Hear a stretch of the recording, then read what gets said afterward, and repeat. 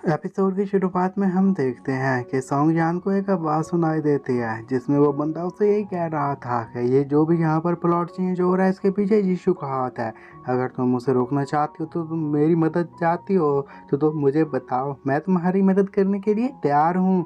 लेकिन सॉन्ग जान को उसकी बातों पर ज़रा बराबर भी यकीन नहीं था और वो वापस चली जाती है। जैसे ही वो वापस अपने दोस्त के पास गई थी, शिनचिंग वहाँ पर इंटरनेट चेक करने लगती है तो इस पर सॉन्ग जान उसे मना कर देती है क्योंकि वहाँ पर काफ़ी बुरे बुरे कमेंट्स थे और वो नहीं चाहती थी कि ये पढ़कर उसे बुरा लगे। और दूसरी तरफ अब यूली शीतयान के पास चला गया था क्योंकि उसकी हालत ख़राब थी और वो चाहता था कि वो बिल्कुल ठीक ठाक रहे।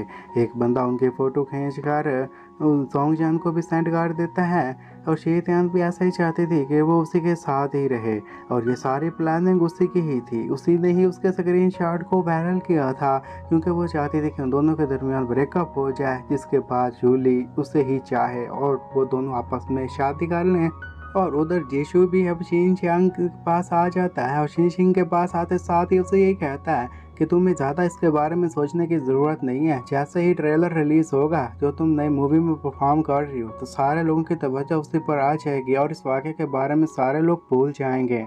यूली अब जागने के बाद जैसे ही ऑफिस में वापस आता ताकि वो शिन शिंग से बात कर सके तभी वहाँ पर उसे मिस फैन मिल जाती हैं और वो उसे ये समझाते हैं कि तुम्हें अब टाइम मिल गया कि तुम यहाँ पर आकर उससे बात कर सको। लेकिन योलू को इसके अभी तो कोई परवाह नहीं थी। योली शिन चियान से मिलना चाहता था और वह शिन शिंग से मिलने के लिए उसके रूम में जाता जहाँ पर वो रो रही थी और वो उससे बात करना चाहता था। लेकिन इस पर शिन शिंग यही कहती है कि मैंने तुम्हारा फ़ायदा उठाया, अब मुझे लगता है कि हमें ब्रेकअप कर लेना चाहिए क्योंकि ऐसा नहीं था कि हम दोनों आपस में प्यार करते थे। ये सब कुछ वो उसकी इमेज बचाने के लिए कर रही थी और उसने भी रियलाइज़ कर लिया था कि यूली को उसकी इतनी ज़्यादा फिक्र नहीं है तो उन दोनों का ब्रेकअप करना ही अच्छा होगा। यूली उसे रोकना चाहता था लेकिन तब तक शिन शिंग वहाँ से जा चुकी थी। रात का वक्त था, सौंग अपने ऑफिस में बैठी हुई थी कि फिर उसे पता चलता है कि जीशु आ चुका है तो वो जीशु के ऑफिस में जाती है, वहाँ पर रोने लग जाती है और ये कहती है कि ये सारी तुम्हारी गलती है, तुम ही तो चाहते थे कि वो दोनों आपस में ब्रेकअप कर लें। उसने वहाँ पर काफ़ी देर तक ऐसे रोना धोना जारी रखा था। काफ़ी देर रोने के बाद वो जब बाहर आ जाते हैं तो जीशु उसके पास चला आता है, उसे ये कहता है कि तुम इतनी देर रोई हो तो तुम्हें भूख लगी होगी। तो वो कहती है कि हाँ, तुम्हें कैसे पता चला। खाना खाने के बाद दोनों अपार्टमेंट में वापस चले गए थे। अपार्टमेंट में जाने के बाद वहाँ पर जीशु की बहन भी आ जाती है और वो यही कहती है कि यूली के और शिन शिंग के दरमियान रिलेशनशिप ख़त्म हो चुका है। ये तो एक अच्छी न्यूज़ है। लेकिन उसे क्या पता था कि जीशु और सॉन्ग जान को ये न्यूज़ बिल्कुल भी अच्छी नहीं लगी थी। सॉन्ग चान अपने कमरे में जाकर सारा ब्लेम जीशु को देती है और ये कहती है कि ये सारी गलती उसी ऑथर की है, उसी की वजह से ये सब कुछ हो रहा है। फिर वो मिलने के लिए जीशु को एक जगह पर बुलाती है। वो दोनों ही उस जगह पर मिलने के लिए गए थे। दोनों ही हैरान थे क्योंकि समझ में नहीं आ रहा था क्योंकि उन दोनों ने ही एक दूसरे को मैसेज तक नहीं किया था, फिर भी वो दोनों उस जगह पर कैसे आ गए। कि तभी एक स्ट्रेंजर जो कि सॉन्ग जान पर अटैक करने के लिए आगे बढ़ रहा था, जीशु की नज़र उस पर पड़ जाती है और वो उसे देखते साथ ही सॉन्ग जान को बचाने के लिए सॉन्ग जान की तरफ तेज़ी से आगे भागता है। इससे पहले कि स्ट्रेंजर सॉन्ग जान पर अटैक करता, यीशु आगे बढ़कर सॉन्ग जान को स्ट्रेंजर से बचा लेता है और वह दोनों फिर उससे बचते हुए भागने लग गए थे कि एक बाइकर उन पर अटैक करने के लिए आगे बढ़ता है। दोनों एक दूसरे को धक्का दे देते हैं। वो बाइकर उनके दरमियान से गुजर गया था लेकिन गिरने की वजह से सॉन्ग चान की हालत थोड़ी बहुत सी खराब हो गई थी। और इसी के साथ ही वहाँ बहुत सी ऑप्शन नज़र आता है जिसमें उसे नॉवल को लीव करना था तो वो नॉवल लीव कर लेती है। जैसे ही उसने नॉवल को लीव किया था तो अपनी असली दुनिया में वापस आ जाती है और ये देखते साथ ही यीशु भी जल्दी से गाड़ी लेकर उसके पास पहुंच गया था ताकि देख सके वो ठीक तो है ना।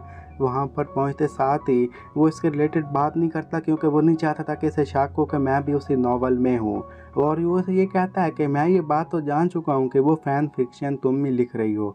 ये बात सुनकर वो थोड़ी सी शर्मिंदा हो गई थी लेकिन वो इस बात से भी हैरान थी जो स्टोरी चल रही थी वो आगे कौन चला रहा था। वो अपने ऑफिस में गई थी तो वहाँ पर मिस्टर जिया ने एक मीटिंग बुलाई हुई थी और वो भी इसी से रिलेटेड थी और क्योंकि सारा इल्ज़ाम यीशु पर ही लग रहा था। फैन फिक्शन में जो स्टोरी थी यीशु उससे ही फॉलो कर रहा था और लोग ऐसा समझ रहे थे कि यीशु फैन फिक्शन की कॉपी करके अपने नावल को आगे कंप्लीट कर रहा है।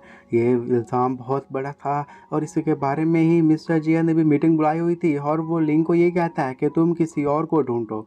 वहाँ पर सॉन्ग जान मिस्टर जिया को बहुत समझाने की कोशिश करती है कि जीशु ऐसा नहीं कर सकता लेकिन वो उसकी एक भी बात सुनने को तैयार नहीं थे।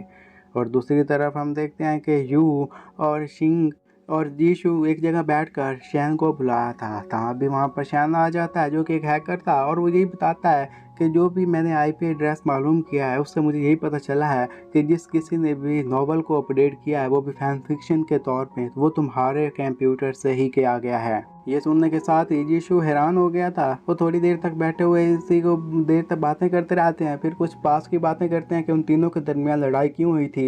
ये तभी का ही वाकया था जब वो तीनों कॉलेज में पढ़ते थे। तो वहाँ पर एक लड़ाई में तीनों पार्टिसिपेट करते हैं। जीशु पर एक बंदा अटैक करने के लिए बोतल आगे फेंकता है, तो जीशु को बचाने के लिए शैन आ गया था, जिसकी वजह से उसके हाथ पर वो बोतल लग गई थी और अभी तक वो निशान मौजूद था। और इस वाक़ये के बारे में भी ज़्यादा देर तक बात नहीं करते। शैन वहाँ से चला जाता है। शैन के जाने के बाद ही जब यू ये कहता है कि हमें उस बंदे का पता करना होगा जो कि फ़ैन फिक्शन लिख रहा है, हमें उसे पकड़ना होगा और उसके खिलाफ लीगल कार्रवाई करनी होगी। लेकिन जीशु ऐसा करने के लिए तैयार नहीं था, क्योंकि जीशु तो जानता था कि उसके पीछे किसका हाथ है और ऐसा उसे लगता था। लेकिन जैसे ही उसने ये देखा कि वो तो उसके साथ होती थी सॉन्ग जान, वो भी नॉवल में, तो पीछे से नॉवल को कौन लिख रहा था, तो ये भी उसके लिए थोड़ी सी हैरानी वाली बात थी। उधर मिस्टर जी है जो कि मीटिंग बुला रहे थे और वो ये कहते हैं कि हमें अब जीशु को छोड़कर आगे बढ़ना होगा, और ये बात कहते हैं साथ ही मीटिंग को डिसमिस कर देते हैं। और ये सारा जिम्मा किसी और के सर पे नहीं बल्कि अब सॉन्ग जान के सर पे था, क्योंकि उसे लगता था कि ये सारी गलती उसी की वजह से है। वो ही फैन फिक्शन लिख रही थी और उसकी वजह से जीशु की रेपुटेशन ख़राब हो गई। वो इसके बारे में बात करने के लिए उसके अपार्टमेंट में जाती है तो उसे पता चलता है कि अपने रूम में नहीं है, तो तभी ही वो बाहर आ गई थी। वहाँ पर जीशु बैठा हुआ था और वो भी उसके पास आकर बैठ जाती है। वो नॉवल के बारे में और फैन फिक्शन के बारे में बात कर रही थी, तो सॉन्ग जान को जीशु जब ये बताता कि मैं जानता हूँ कि वो तुम नहीं हो, तो वो आगे से हैरान हो जाती है। ये कहती है कि ये बात तो मुझे भी नहीं पता कि वो मैं नहीं हूँ, तो तुम्हें कैसे पता कि वो मैं नहीं हूँ। और इसी के साथ ये एपिसोड यहीं पर ख़त्म हो जाता है।